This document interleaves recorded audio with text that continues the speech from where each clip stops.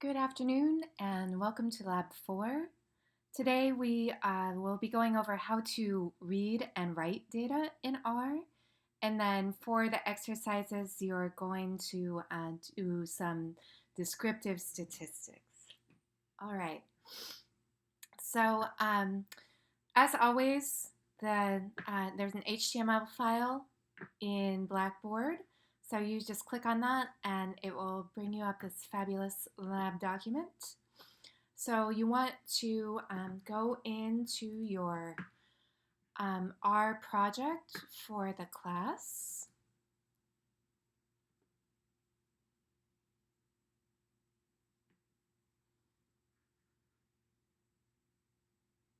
And create a new R script.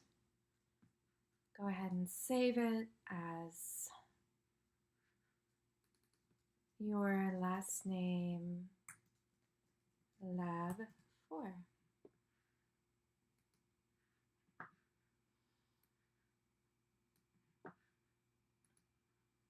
All right. So very frequently, the format that data is going to come to you in is what's known as a CSV file. CSV stands for comma separated values, and it looks like this. And it's just a common format because it doesn't take up a lot of space. It's just a text file, so it doesn't require a lot of memory. A lot of times, if you just double click on the file somewhere on your computer, it will open in Excel. Because that's essentially what it is a spreadsheet. And so a CSV, just like any spreadsheet, any good spreadsheet anyways, every row is an observation, and then every space in between the commas, or like every slot where here there's a word or a number, is a column. So here we would have what looks like last name, first name, and then maybe a student ID number. So we need to know how to read that data into R so that we can use it there. So you need to download the data for this course. It is in this folder, Resources, and then Lab Data. So you just click on that and it should open a pop-up window. Here we go. So where you want to download this, and you want to download it into the workspace that you made for this course. So, oops. So come to your Geography 316 lab folder, and then download this datasets, this zip file, and then unzip it. So I already have it here, but download it, and then to unzip, in case you don't know, if you have a Mac, you just double click on this and it will extract all of the data into this folder here.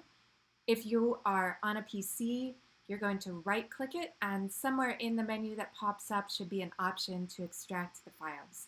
And so this is where you want it. You want it just inside your Geography 316 lab workspace. All right. So for this lab and for a lot of what we are going to do in the upcoming labs, we are going to use a suite of packages that are known as the tidyverse. So one of the things about R is because you are downloading these various packages that are written by different people, because it is an open source platform, they don't always use the same syntax or grammar. So you can think about it like when you know how to speak a language. So I'm speaking English. Every sentence that I'm speaking right now, I'm just coming up with as I go. But I understand the proper order for a sentence. I know what nouns are. I know what verbs are. You know, that a noun would perform a verb on an object. And so that's what grammar is, right? So the tidyverse uses a consistent grammar. all of the packages that are part of the tidyverse use the same grammar. So it makes it easier to use a large number of packages because if you understand kind of basics of that grammar, it's just easier to go back and forth between them. Plus, all of these tidyverse packages have been created for and by data scientists to make doing data science, which is what we're doing in this class, we're learning statistics, easier. They say more fun. I think it's more fun. And also just more attractive. It's easier to make good looking plots. It's easier to write nice code. So anyways, we're going to use the tidyverse. So the first thing that you have to do is make sure that you have the tidyverse installed. So you are going to run this line of code here. And then you are going to load the tidyverse with this line of code. So it's always good, and I will change this so it says it in the lab, but in an R script, if you are using packages, you want to include that call to load the package in your code. That way, the next time that you run it, or if somebody else runs it, the proper packages will be loaded. Because if you call a function that is part of a package that you don't have loaded, it won't work. So here we want the tidyverse. So library tidyverse, I already have it installed. Hopefully you do too because you ran that line of code. So we will run this. And you can see down here in the console that it is loading the tidyverse. My computer is a bit slow right now because it doesn't like that I'm recording all of these screen capture videos. All right. So the first thing we're going to do is we are going to use one of the packages in the tidyverse. It's called readr. We are going to use that to read in a CSV file.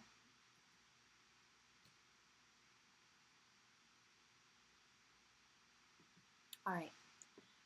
And so we do that with this read underscore CSV function. And so it's very simple. The simplest way to do it is to just add the path to your data set. And because we're in our project, all we have to specify is, so this is our workspace, our project. So we just need to say that that CSV is in this folder and what it's called. All right, so we're going to call this dat. Like I said, I end up naming a lot of variables dat. Maybe there's something that you like better. Feel free to use whatever you want. So read CSV. And because we have the tidyverse loaded, because this package is loaded, this will pop up here. And this is what we want. There's also a read.csv.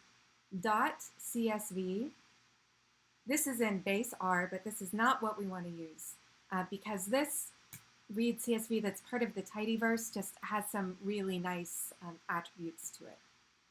So we need this in quotes because it is a string. And so we can say data sets. And you can actually hit the tab key and this menu will pop up with everything that's in your current folder. So this is the folder that we want. And then if you press tab again, oops, it will pull up a list of everything that's in that data sets folder.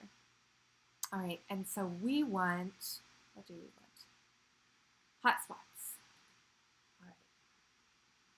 So you can type in an H, and it'll come up here. So we want this hotspots data. And so you can just run this line of code. You can see that this data frame has been added here. We can view it by clicking on this button.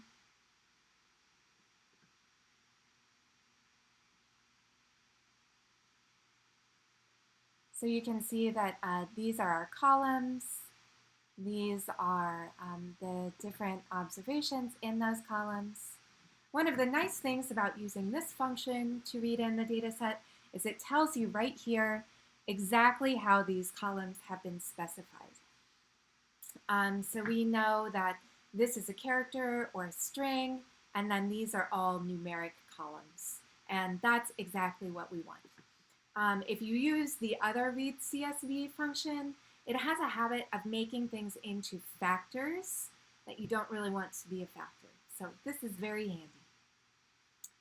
And also a nice thing, and it goes over this in the lab, is that this is a special kind of data frame called a tibble.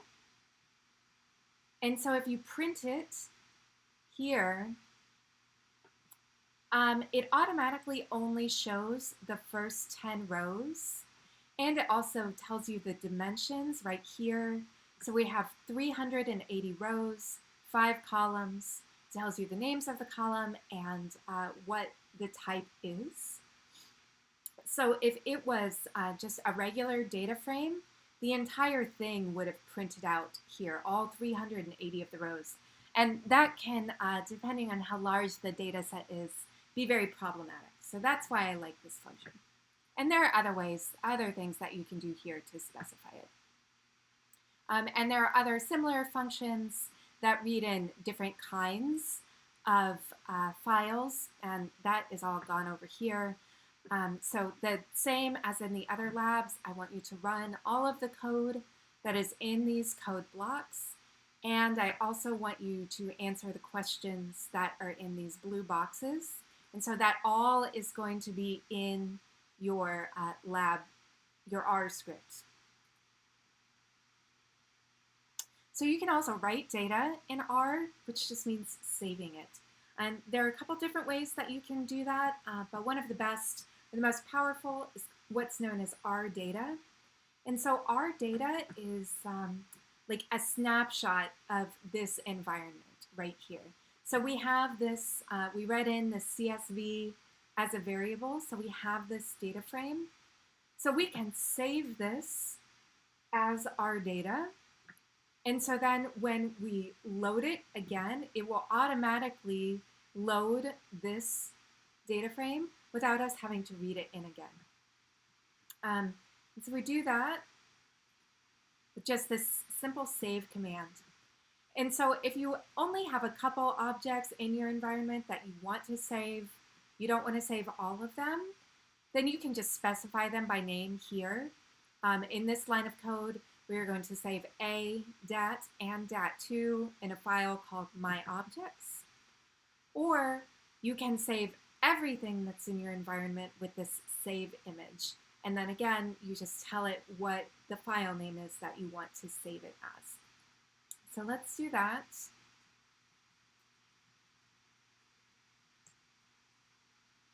And it's automatically just going to save it in this folder because that is our working directory. So I don't know, I'll call this my data. And you want to give it this rdata suffix so it knows how you want to save it. So run that code, and you can see it appear here. And so if we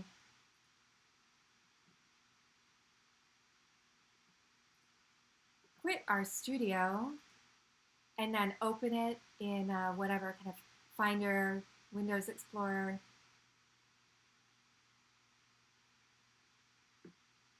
it will automatically load that data into R. All right, so you can see here that it loaded this variable, and it also tells you right here that it loaded the workspace from this location. So I will open my lab4 script again. And so this also goes over how to remove things from your environment if you need to do that before you save. And you can also use this to load data, this load function. You can also save as a CSV file. You can save as a lot of different files, but these are just some of the common types. All right. So sometimes, and we did this in the last lab, you want to generate your own data. Usually this has to do with, experimenting, doing things with the different distributions.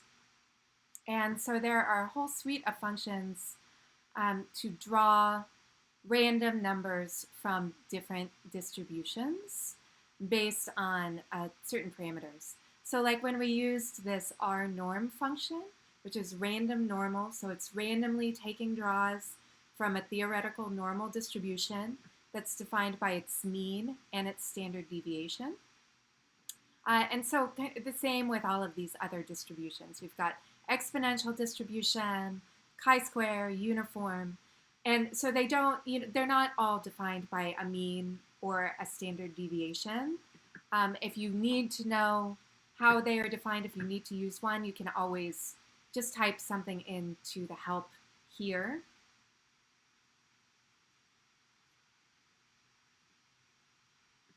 And it will bring up the help page for that function. And so something I talk about here is setting a seed. I think that I had you do that in the last lab. That just means that all of these random numbers that are being drawn are really only what's known as pseudo-random. And that's basically because they can't be truly random because somebody had to write a computer program to have them randomly drawn, right? And so that makes it deterministic in a sense. For all intents and purposes, it is random. But so it can be helpful to set a seed. And that just means that tells the random number generator essentially where to start in this algorithm. And so the reason it makes a difference is because if you are writing code and trying to do reproducible research, you need other people to be able to run your same code with the same data and get the same results. And so if you don't set a seed and part of your code uses a random number generator, other people are going to get different random numbers than you. But if everybody sets the same seed before every one of these random generating functions, everybody will get the same numbers. And so that's why I have you do that here, is because I want you guys all to get the same numbers when you do these random draws. And so another thing that you can do is sample. So say here we have our data frame. And let's say we want to randomly sample 5 different values of auto thefts. We can easily do that with the sample function. So we would say sample dat, and then we need to specify the column in dat that we want to randomly sample from. So that's the $sign operator. And it was MSA. And let's say we want 10 samples. Oh, no, we wanted auto thefts, didn't we? Yeah.